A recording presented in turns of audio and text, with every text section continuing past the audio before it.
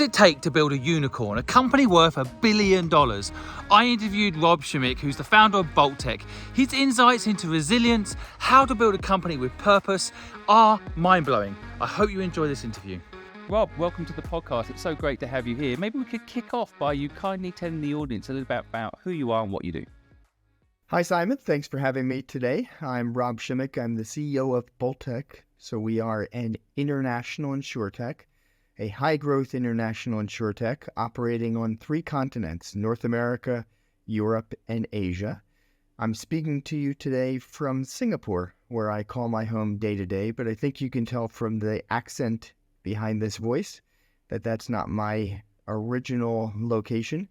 I grew up in Pennsylvania, in Philadelphia, Pennsylvania. Well, we're going to get into your story. I'm really fascinated about how you start there and in Singapore running a unicorn. So I think the audience will be interested to hear that backstory. Before we kick off, I wondered if you knew Bolttech was going to be a unicorn when you started the company, joined the company in April 2020. You know, Simon, sometimes people ask the question about, did you know that it would be a unicorn, or did you set out for it to be a unicorn? And I prefer to say that, like everyone else, we set out to do something that was meaningful. And you want to make a difference. And if you're going to make a difference, a bit like you try to do with your podcast, where you want to reach out to many people and make a difference for many people, we wanted it to be a difference maker that really was at scale.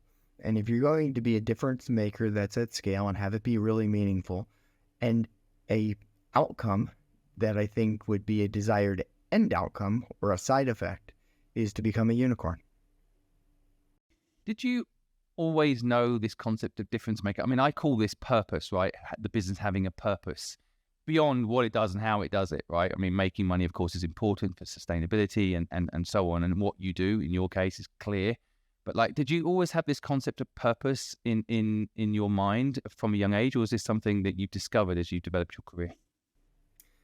I think I always had a vision that I would do something that was purposeful, and without a doubt. And as I've made decisions along the path in my career journey, every time I've made a change in my profession, I've made those changes because I felt like I had run the end of the course that I was on, and that I would no longer be making progress toward an end purpose. So I think it's like a book. Each of these pages will make a chapter, and the chapters together make a book. But my intention for my whole book is to live a life with purpose, and I think that the Bolttech chapter is one of those chapters of the life with a purpose. Now, I know that you have invested in businesses and done acquisitions in some respects to grow, I guess, and in some respects to build out additional capabilities at your business. Is there a strategy behind the purchases? Is purpose part of that strategy? Absolutely. So I'll start with a sort of a general thought that I have. And that is that I'm not someone who believes that I have to do everything myself, that Bolttech has to build everything itself. And that's in a very simple way, with a little bit of a smile on my face. I say, that's because I don't want to die of old age trying to create this business. I want to get there quick or quicker, and to do everything ourselves and to build everything from scratch. It takes time. Now, I don't want to be of the view that you can just go out there and do a ton of acquisitions, sew them together, and in the end, you've created something that is a real masterpiece. But instead, I believe that it's a combination.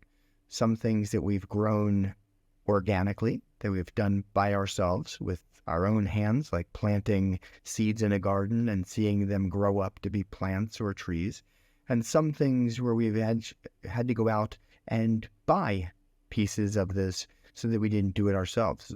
The fact of the matter is, we operate in a highly regulated industry. So I'm an insuretech. So that means we're insurance technology. And the insurance industry is highly regulated. So as a result of that, you need licenses. You need to be able to operate in a particular manner to satisfy the regulators. And building all of that from scratch might take years and years and years.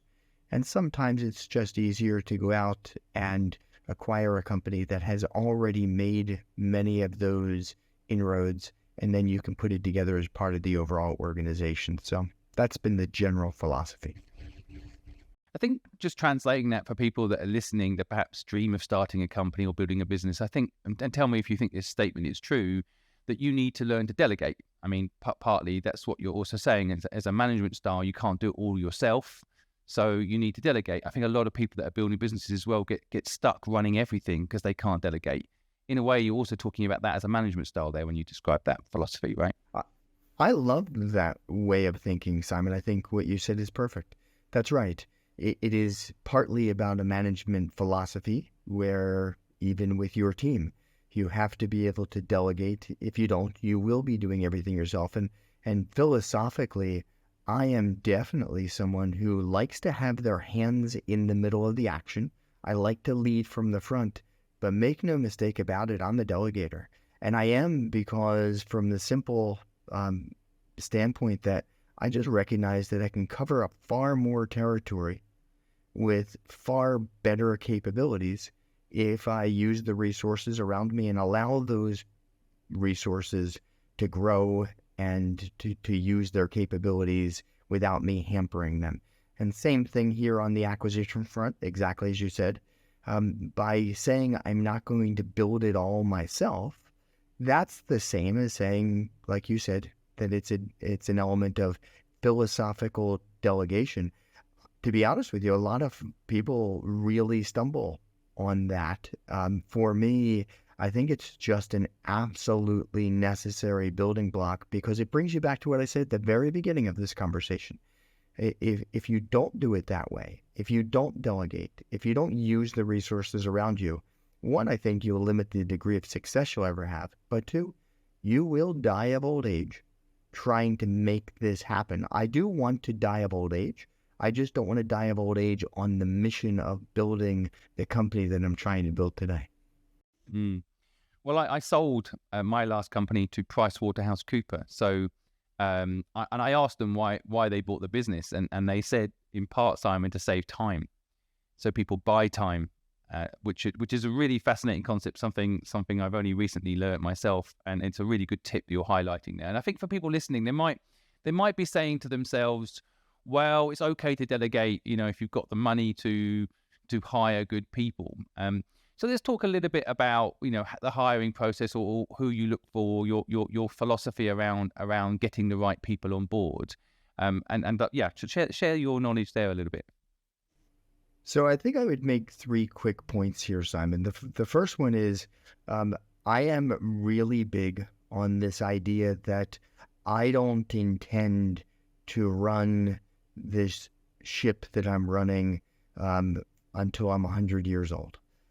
There are people who are really good, who are capable of doing that, but I'm not one of them. And so I think if you're ever going to have this aspiration to be able to hand over the world to the next generation, then you have to be able to attract talent that is, I hope, better than you are, so that the next generation shouldn't be a step down, it should be a step up. So I always focus on people who I think are better than me. I focus on people who I think complement my skill set. I know what I'm good at and what I'm not good at.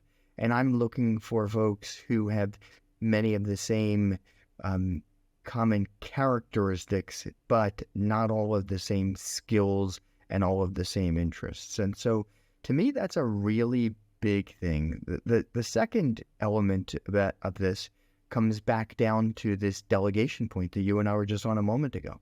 If you hire great people and then you squash them by just making them subordinate to you and to being soldiers who execute the marching orders no matter what without being able to use their great minds and think, it's not going to be a long living relationship between you and the employees. So I'm very much someone who believes on giving them the freedom to do what they want to do. And one of the things sometimes people forget is when you were going through your own career and you were growing up and you were coming through the earlier stages in your career, didn't you appreciate when people would give you some flexibility to demonstrate your own capabilities and, quite frankly, to make some of your own mistakes? And then I think the last point that I would make about talent is, this is not the area of the organization that you should skimp on. If you're going to do anything, it's have great people.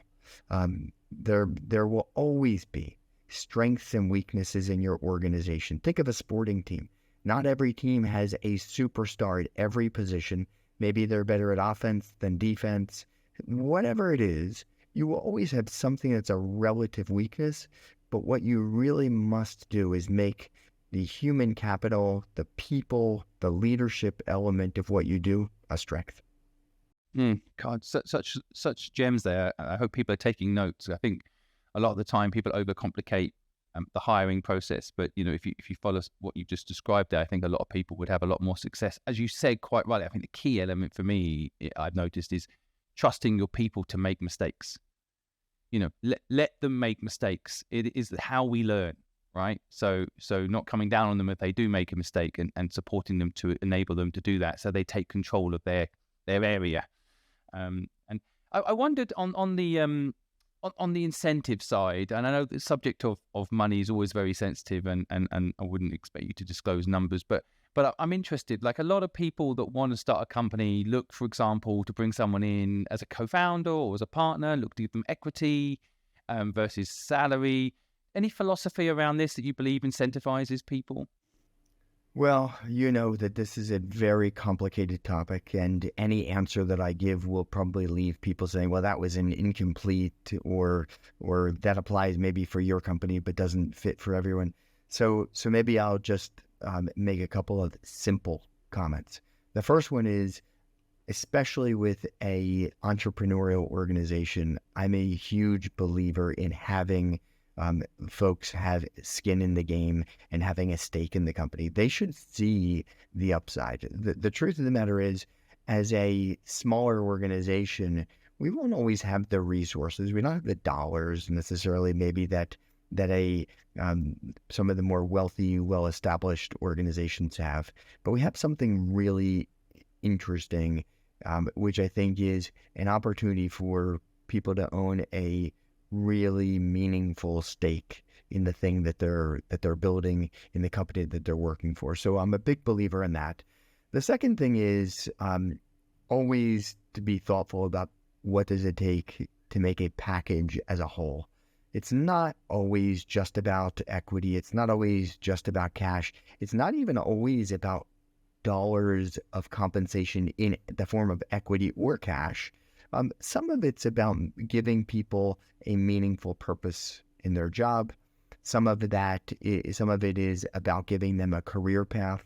Some of that is about giving them the confidence and the security that this is an organization that they can truly count on, that will stand by them if they stand by the company through good times and bad times. Because let's face it, when we began Bolttech, we didn't expect a global pandemic. Then we didn't expect a Ukraine-Russia conflict. We didn't expect some of the economic environment that we operate in today. We didn't expect that the insuretech, fintech marketplace would be as disrupted and as maybe challenged from a capital raising valuation perspective. But it just brings you back to a very simple point, which is the ability to succeed in an environment like this for all of your employees. It brings you back to having things that you really want those employees to bring to the table. And the number one thing that I like the employees to bring is I like them to bring the illities and the uities. You've got to have the illities of flexibility. You've got to have great adaptability. and you've got to be able to deal with the ambiguity that comes with not knowing all of the answers all of the time. And so that's true. I've broadened this answer here to extend well beyond dollars and cents and compensation, but more about a broader based philosophy of how do you attract and retain people in the first place.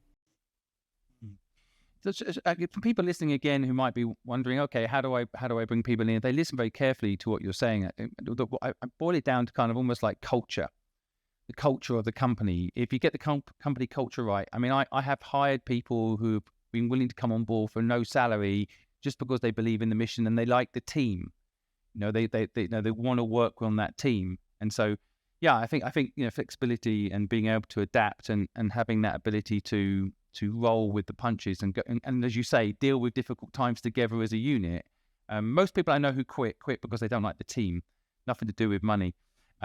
So yeah, really interesting. I think when you were building out, I guess the business at the beginning, who were your first few hires when you're building out a business like this?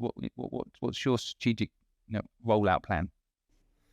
It's a great question, and one that I talk about with my own team quite a bit, because when I very first came to Asia, I came out of the United States. I came into the Asian marketplace, and I brought two initial employees into the organization, both who were Western, meaning I had worked with them in the United States, but had worked with them on a global basis.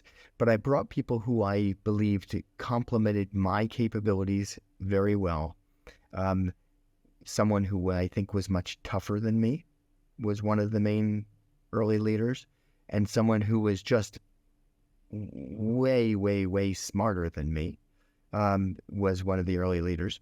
And both of those two leaders served a really important purpose when we were very first trying to kick off the concept of what would Bolttech be.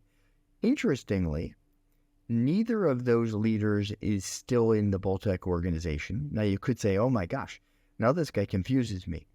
He just talked to me about retaining and bringing in the best people and thinking about the future. And then he tells me that the first two people that he had brought in are no longer in the organization. I actually think what you would see is if you met with those two people, one of whom is a CEO of another insuretech, but if you met with them, they would tell you that this was a great experience. This was an experience that benefited them, but I also say it was an experience that benefited Bolttech. They served a really important purpose, bringing early capability to a Bolttech organization that really had very little experience and very little traction, because we were just an idea becoming a startup. And so those two resources that I just talked about, one was had strength in the operational side of how do you make sure that the back office gets done the way that the back office should get done. And the other one had expertise in the insurance side, a great thinker and a great underwriting mind. But again, both of those were perfect for the time that they were on the organization team.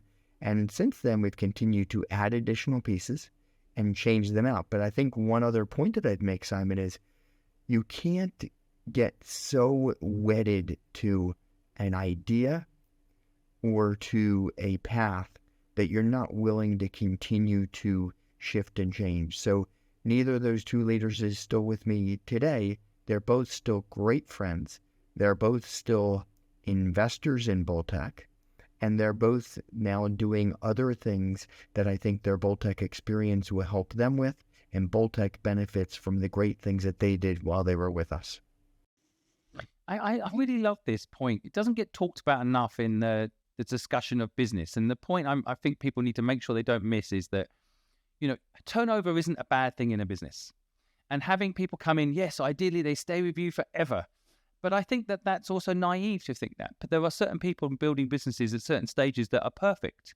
And so it's very rare, I think, actually, to have your team be the same team for 20 years. And I think it's because it's not healthy.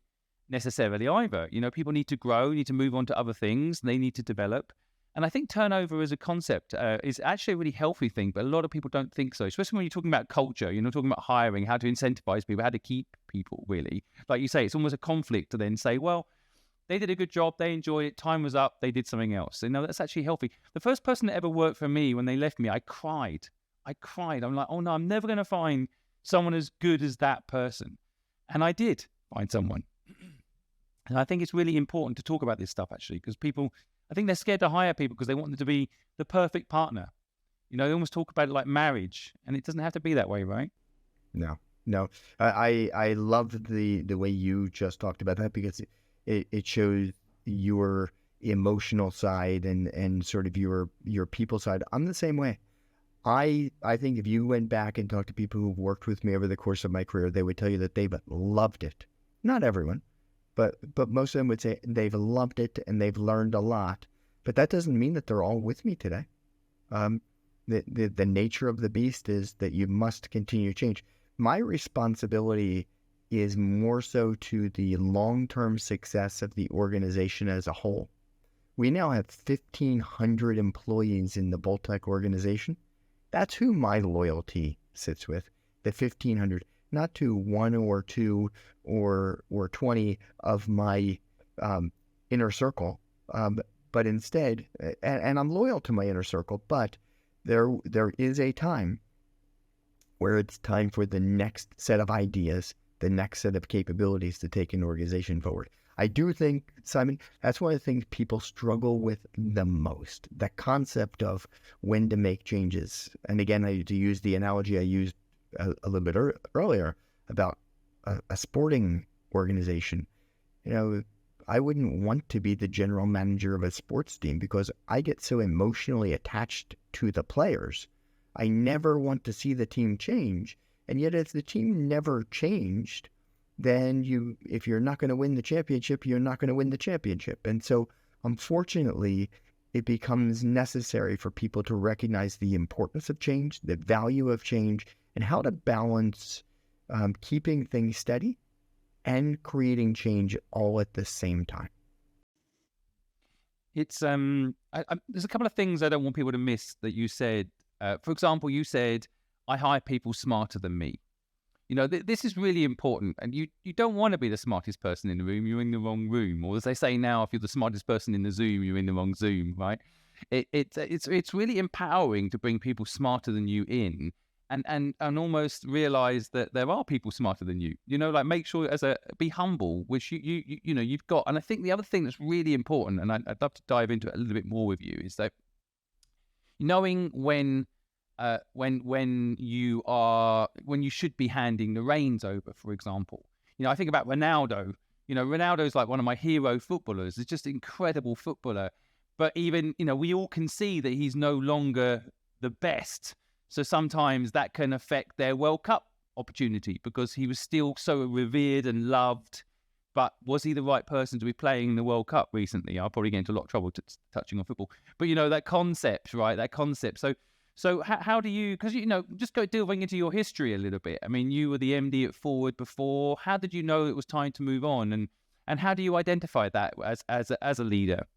Yeah, it's very tough to do, Simon, but I typically talk about two things with my team. The first thing that I say is think of it like a leader of a country. I think that their term limits exist for a reason. And when you have a president or a leader of the country, that gets replaced over time because they've served their term limits, it's a bittersweet time. People will be nostalgic about the great things that happened when that leader was in place. But the truth of the matter is, after a 4-year or a 2-term limit, 8-year tenure, at some point in time, you've given your great ideas, your best ideas have already had the opportunity to be sewn into the fabric of the organization. And so when I came to Asia, I literally signed a 7-year contract. And I felt in my mind that 7 years would be the right number. I wanted to make sure that it was very clear to anyone who I came in to work with that you can't outweight me. I'm going to be here for an extended period of time.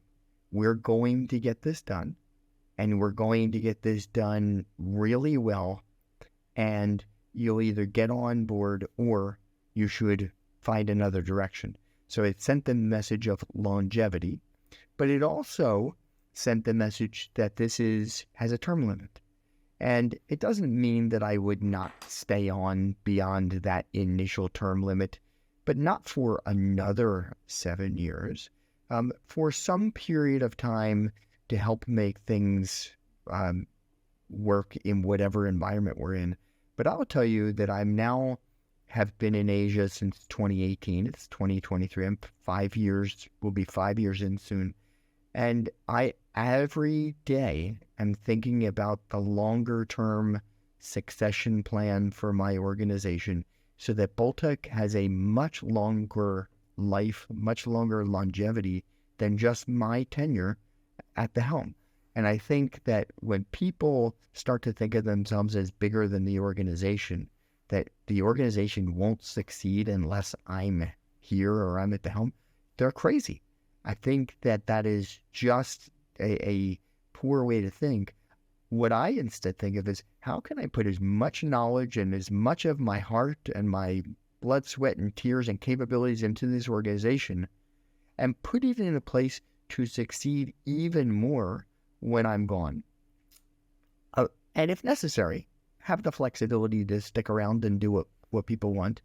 But that's the first thing I talk about with the team. And it also, by the way, gives the new folks who've joined the organization, or even just the team that's been at the core of the Bolttech organization for years, it gives them the hope, the expectation that they will have a chance to be the next leader of the organization. And I think it's critical to be able to create that succession opportunity in the mind of the team. So we talk about that kind of thing very frequently.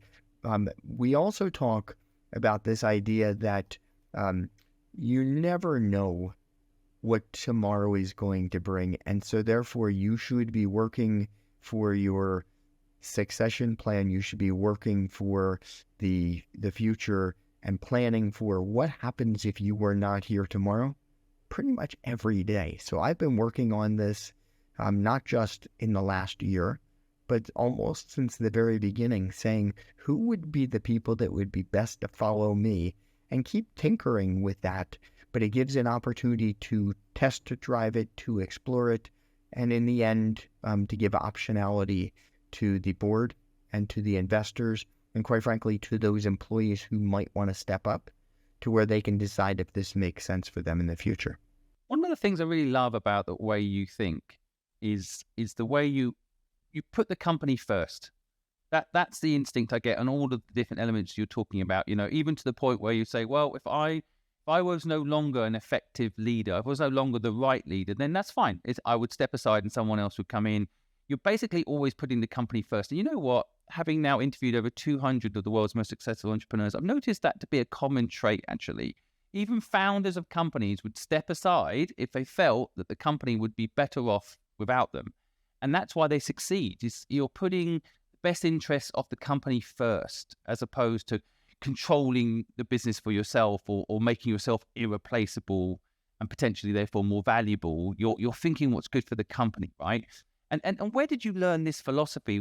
I know I'd love to talk a little bit about your MBA and whether that was useful. But where did you learn this way of thinking?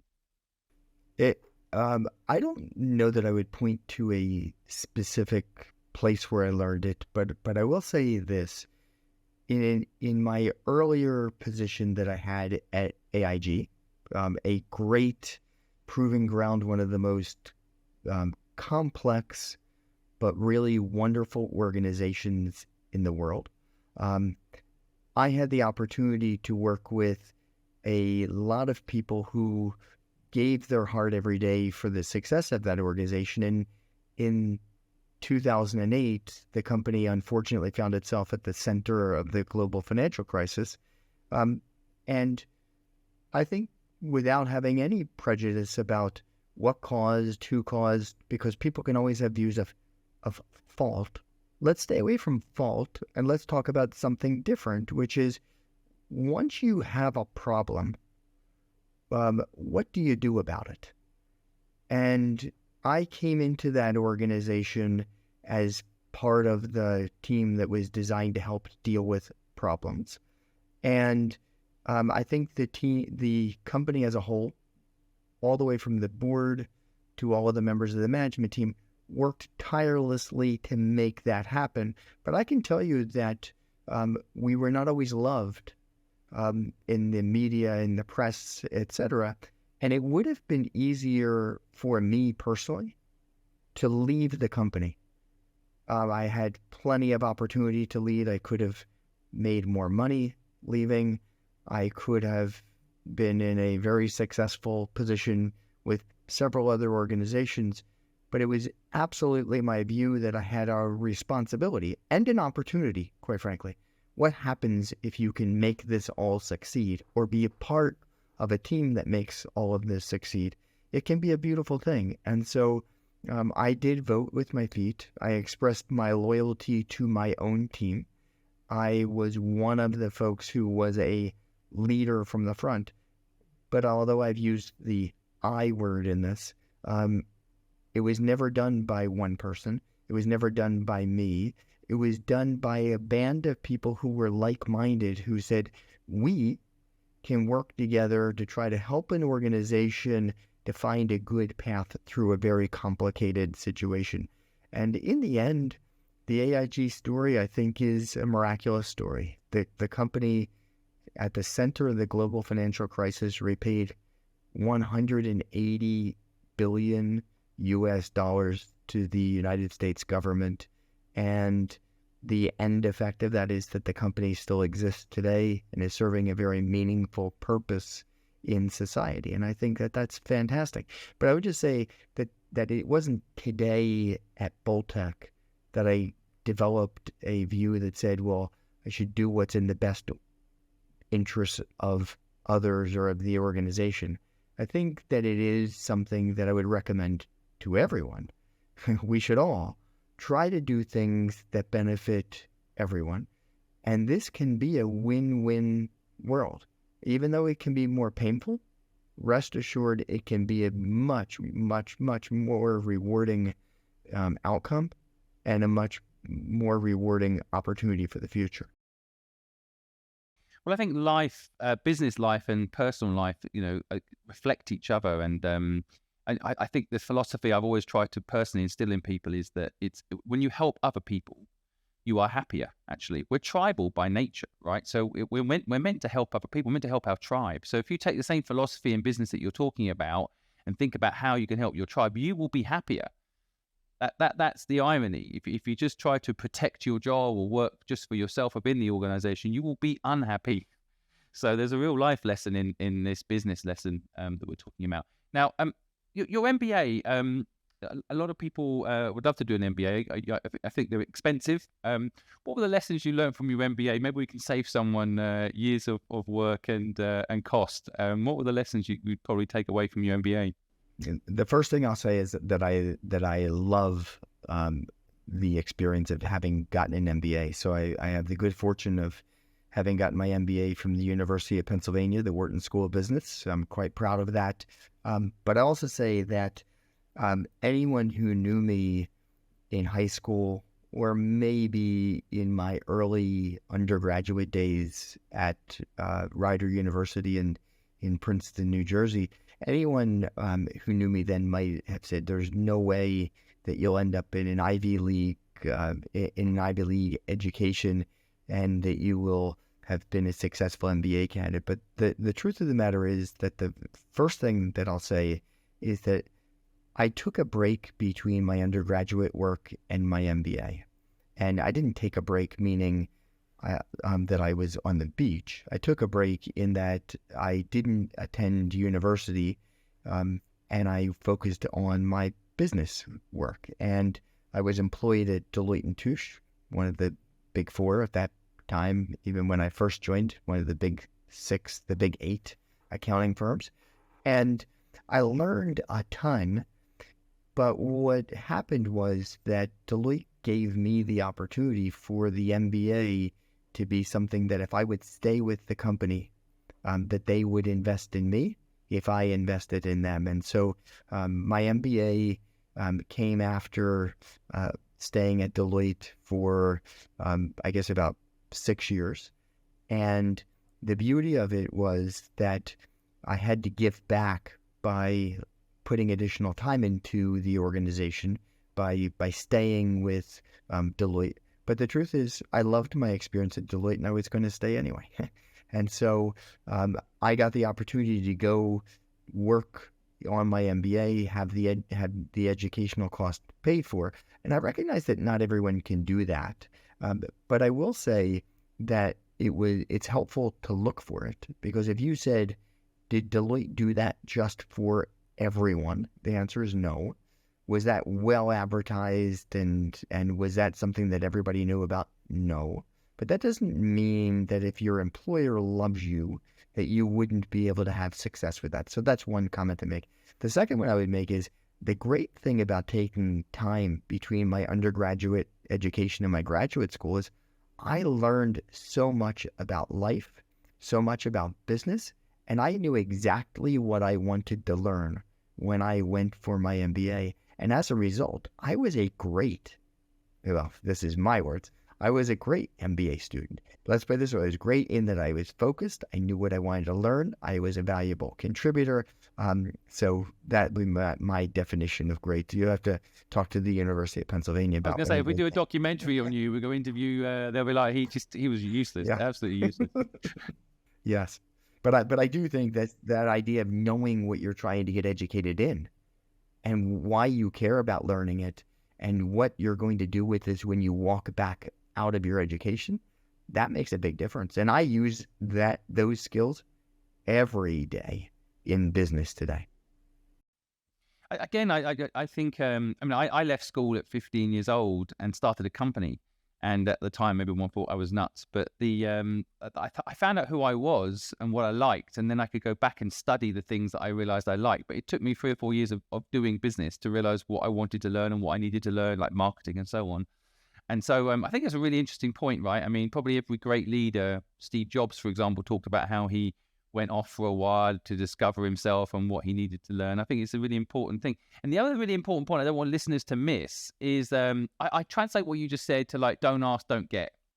You know, like if you never know, you know, if you dream of having a certain, I don't know, access to an education, for example, if you go to an employer and say, look, I'll dedicate myself to you for 6 years, in return, would you invest, at the end of that process in this for me, with me? I would say most employers would say yes. If you're willing to give 6 years of your life to something, so you can not have money and still get these things if you dedicate yourself to certain things. There's another sense I'm getting from you is that you're very dedicated to the end goal, and you're willing to do the work, frankly. And I think that's an important thing for people. People listening to remember that, good things do come if you apply yourself. A lot of people, Simon, love the shortcut. And, gosh, I would love for things to be easy too. But one of the great teachers I think that I've really had is sport. So I am a participant in 3 Ironman World Championships in Hawaii. You can't do the Ironman with any shortcuts. There's not a shortcut on the course, but even more importantly, there is no shortcut in the training. If you don't train to swim, you will drown. If you're not capable of biking, you're not going to be able to make it up a volcano and back down the volcano. And if you can't run the marathon, then you won't finish. And so the truth of the matter is that discipline that reminds you that it's as important to train as it is to compete, and that also setting out milestones. If you ask me whether I'm a natural candidate for an Ironman competition, the answer is absolutely not. I'm not tall and slender. and built to float really nicely or glide nicely across the water, I sink. But if you set your target to it and you say, this is what I'm going to achieve, and you are really determined, you won't fail to achieve it, as long as you don't believe that you can just take shortcuts to get there. So no shortcuts, set your goals high, and the end outcome is awesome. Again, a lesson I think is key to sum up. I think people in life want luck, right? They want luck, and I think one of the ironic things about luck is you can actually hack it by just being persistent, consistent, and taking risk. That's the formula for the majority of luck. Funnily enough, when I was doing research on you, I asked a lot of people that work for you how they felt about you. One of the interesting things that kind of kept coming up was like, people don't know how you do it all. Your Iron Man, the actual business itself, which of course running a unicorn and running like you say, a company with a lot of regulations and rules. How do you do it all? And it's the old questions like, what does your day look like? How do you do all of these things? So I'm going to first say what I think enables me to do it all, and that is that I'm really stubborn. So I have to admit, I use a phrase frequently when I talk to my team. I say that I do some things with my eyes wide shut. And what that means is that if I believe in something, I want to see and hear all the facts. And I might decide that the facts are just irrefutable and that's the right answer. But I might also decide that it was really important to know those, but we're going this way. And I think that as a result of that, I always feel informed, but I feel that I am stubbornly determined to succeed. So I'm a high goal setter and stubbornly determined. That's for sure. The other thing, it almost brings us just back to the very beginning of today's conversation, Simon, and that is, I am only going to be on this earth for so many years, and I want to have a real meaningful life, and I want to do a lot of things. I'm a bit of an experience junkie. I have worked in some awesome large companies. I've now had the opportunity to live in Europe. I've had the opportunity to live in Asia. I've had the opportunity to work in one of the 10 largest companies in the world. And then now I've had the opportunity to work in one of the smallest companies in the world before it was even a company. And I think all of those things add up to being part of that experience junkie, where I just am always afraid to miss out. I'm afraid to miss out on what could be the next experience that I otherwise would have wanted to make sure that I've had in my life. That doesn't, but no one should interpret that as meaning that I jump from thing to thing and I just like different experiences. I've only had 3 jobs in my life, so I'm pretty far through my career. There are gray hairs on the screen in front of you. So, but at the same point in time, I am an experienced junkie who doesn't want to miss out on these things. And so I keep adding things to my calendar, but I do weed other things out, or I sort of slot them to the natural expiration of a timeline for something I was previously working on. And as that finishes, I'll step into the next thing that I was going to do. I think experience junkie is a great way to describe how to live life. Actually, it should never be about chasing money, but money does buy experiences. But some of the best experiences, you can't buy them. Like you say, taking where you're taking Bolttech.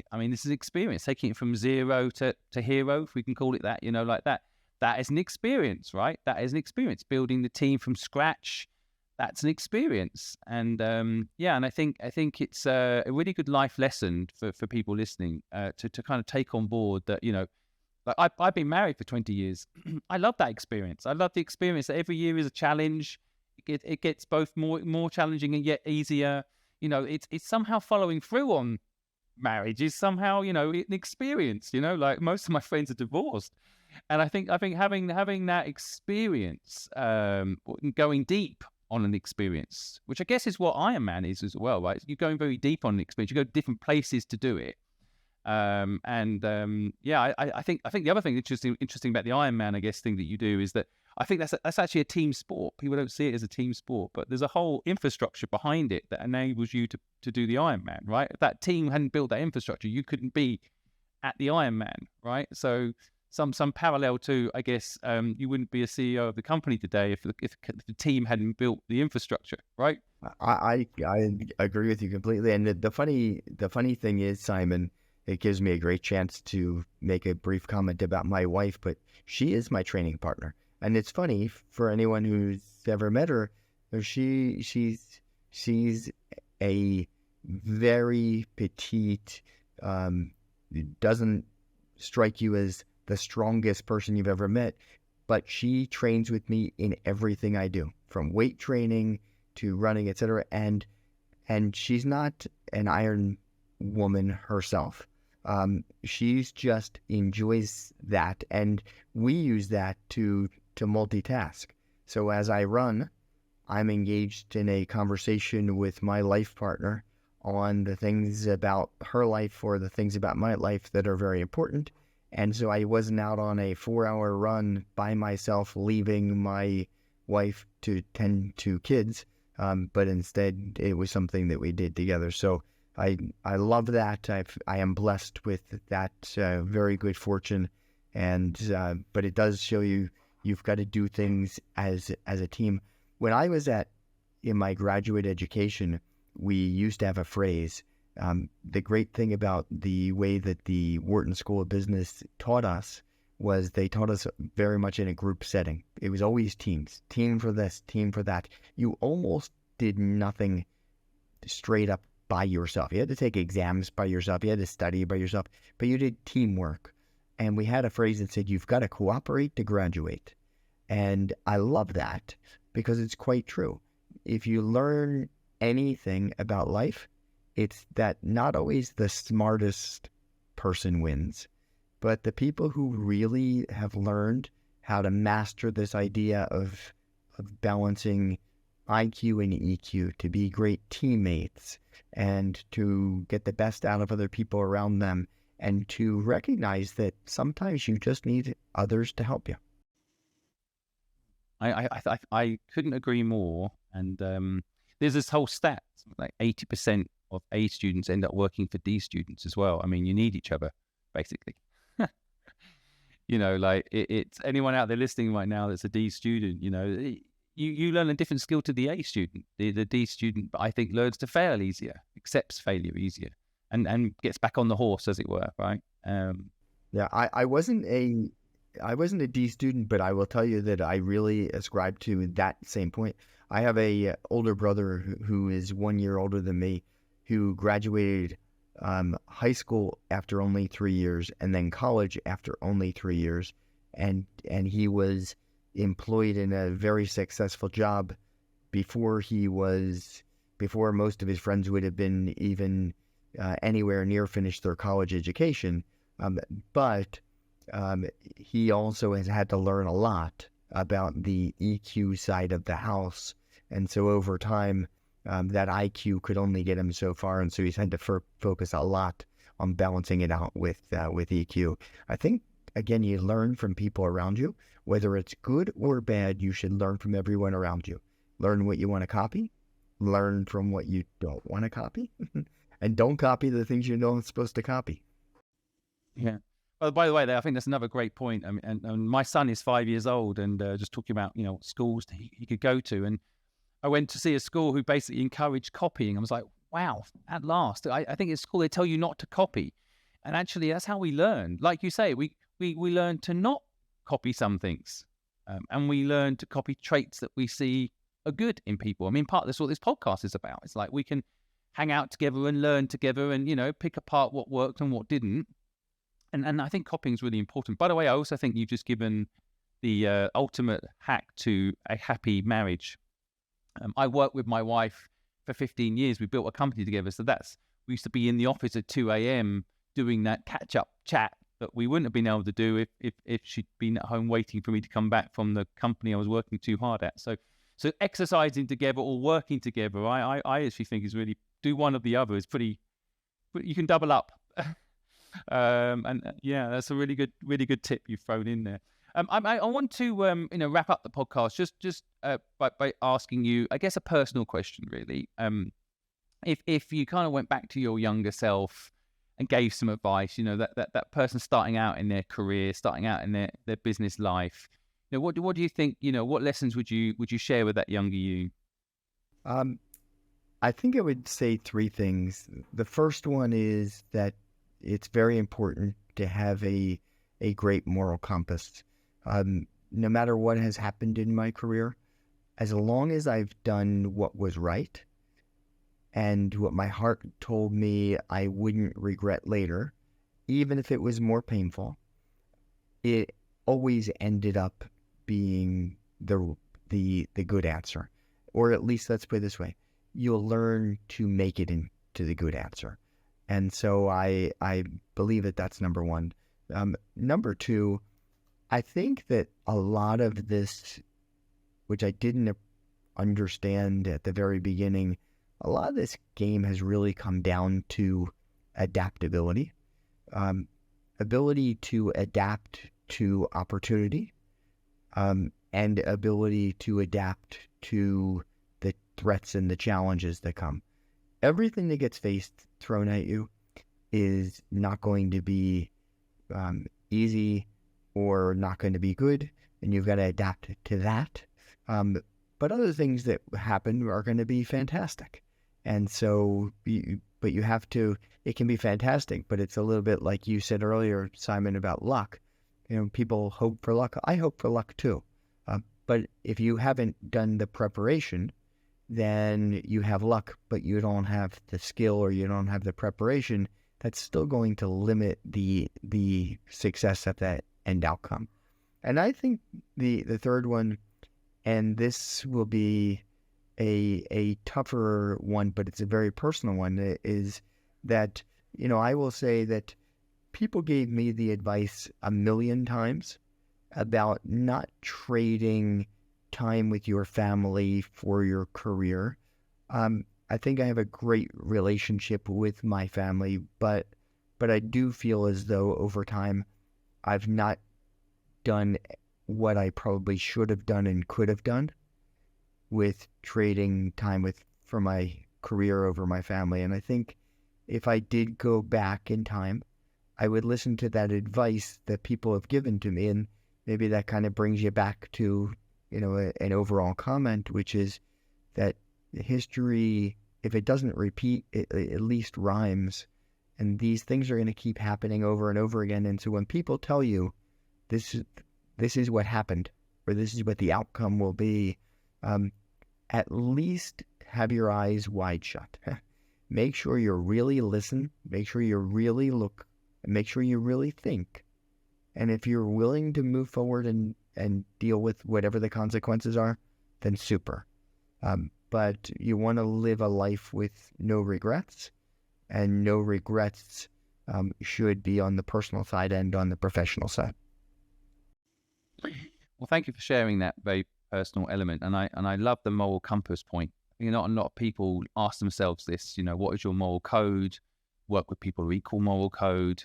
That's a really important thing to define in yourself, in your younger self. And it doesn't get taught at school. It should be, actually. What is right and wrong is really hard to determine, I guess. But digging into you, what your moral compass is really important.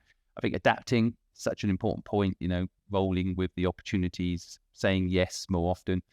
And then the final one you mentioned there, work-life balance, it really is how it's basically so tough, isn't it? It's so tough. And the only way I've personally been able to achieve it is by, literally I'm at my podcast studio today and my son is outside playing Lego. And as soon as I finish with you, I'll go out there and play with him for a little bit, but I think the key, and you touched on this in your download, is like having purpose. If your purpose is strong, your family will understand, right? If you're helping people, if you're saving lives, if you're doing these good things, then your children and your spouse will understand, right? So that's why purpose is so important, isn't it? Yes, it is. Rob, thank you so much for sharing your story with us, your knowledge with us. And I will be following your career for the next 4 years. Now doing the countdown. I'll be following. And thank you so much for taking the time out. I know how busy you are running this incredible company. Taking time out to share your knowledge with my community. It really means a lot to me. And thank you so much, Rob. You're quite welcome. And thanks to everyone for taking the time to listen.